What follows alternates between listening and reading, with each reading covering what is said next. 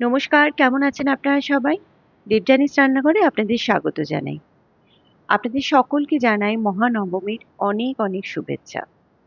কেমন কাটছে আপনাদের পুজো? নিশ্চয়ই দারুণ। আর খাওয়া-দাওয়া, ঘোরাফেরা নিয়ে একদম জমজমাটি পুজো। আর এই জমজমাটি পুজোয় মহানবমীর জন্য আমি একটা নিয়ে এসেছি স্পেশাল রেসিপি। এটা হচ্ছে চিজি ফিশ রোল। আশা করি রেসিপিটা আজকে আপনাদের ভালো লাগবে। একটা দারুণ স্ন্যাক্সের রেসিপি। ভালো লাগলে অবশ্যই আমার চ্যানেলটাকে ফলো করবেন। একটা লাইক, শেয়ার, সাবস্ক্রাইব করতে কিন্তু ভুলবেন না। এখানে আমি ভেটকি মাছের ফিলে এরকম একটু বড় সাইজ করে নিয়েছি। এটাকে ম্যারিনেট করে নেব।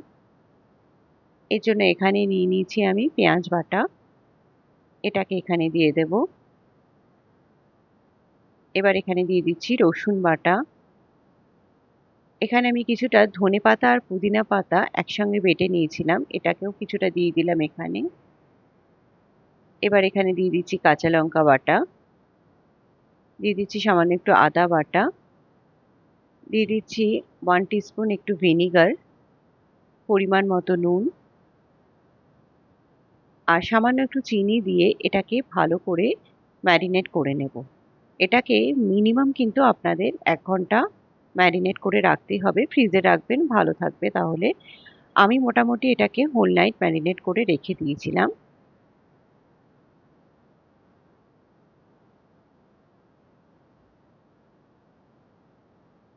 এটা পরের দিন নামিয়ে এরকম একটা ছাঁকনির মধ্যে রেখে দিয়েছি যাতে এটার এক্সট্রা জলটা বেরিয়ে যায়। এখানে আমি নিয়ে নিয়েছি একটা ডিম আর নিয়ে নিয়েছি ব্রেড ক্রাম্বস। এখানে ব্রেড ক্রাম্বসের মধ্যে আমি দিয়ে দিচ্ছি সামান্য একটু নুন, গোলমরিচের গুঁড়ো। এখানে ডিমের মধ্যেও দিয়ে দিচ্ছি একটু নুন আর গোলমরিচের গুঁড়ো। এবার এখানে একটা প্লেটের মধ্যে আমি এটাকে এভাবে ছড়িয়ে নিয়েছি। আর আমি নিয়েছি মজারেলা চিজ। এই চিজটাকে আমি এভাবে ভেতরে দিয়ে দেব। আপনারা যদি মজারেলা চিজ না থাকে তাহলে কিন্তু নর্মাল যে প্রসেস চিজ হয় সেটাও কিন্তু ইউজ করতে পারেন। এখানে একটু চিলি ফ্লেক্স দিয়ে এটাকে এইভাবে রোলের মতো করে গড়ে নেব। দুটো সাইড একটু চেপে এভাবে আটকে দেব। এবার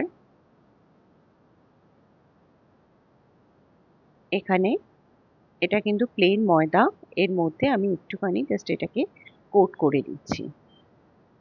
এবার এটাকে ডিমের মধ্যে কোট করে নিলাম। এবার এটাকে জাস্ট ব্রেড ক্রাম্বসের মধ্যে কোট করে নেব। খুব ইজিলি এটা কিন্তু তৈরি হয়ে যায় আর খেতেও লাগে অসাধারণ, একটু অন্যরকম। এবার এটাকে দুটো সাইড ভালো করে কোটিং করে নিতে হবে যাতে চিজটা কোনোভাবেই বেরিয়ে না যায়।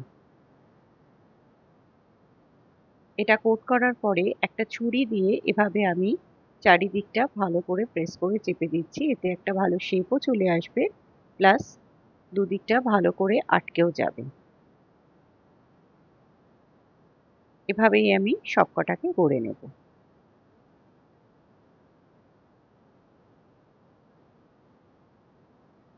এখানে আমার সবকটা গড়া হয়ে গেছে। এটা ভাজার আগে কিন্তু মিনিমাম 15 মিনিট আমি একটুখানি ফ্রিজে রেখেছিলাম। এবার তেল ভালো মতো গরম হয়ে গেছে।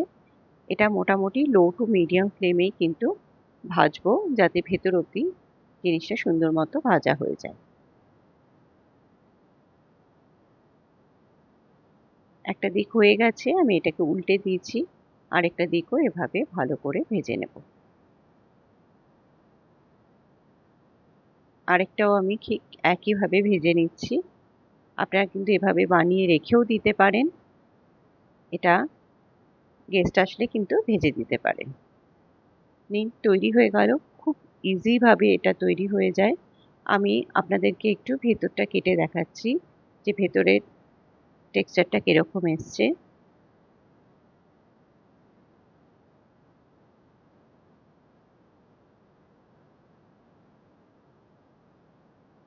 এটা দেখুন, ভেতরটা একদম চিজটা সুন্দর মতো স্প্রেড করে গেছে।